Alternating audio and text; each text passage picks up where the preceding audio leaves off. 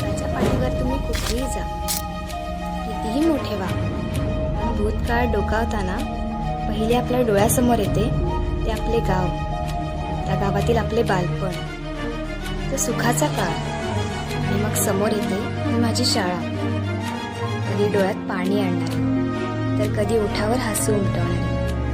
आपली शाळा, माझी शाळा, तो आठवणींचा खजिना. आणि नकळत ओठांवरती येते ती मनाला भावलेली माझ्या शाळेची प्रार्थना.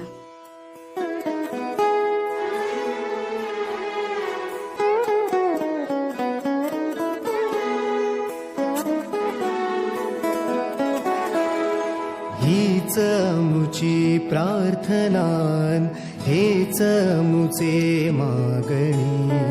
हीच मुची प्रार्थनान, हेच मुचे मागणी. माणसाने माणसाशी माणसा सम वागणे.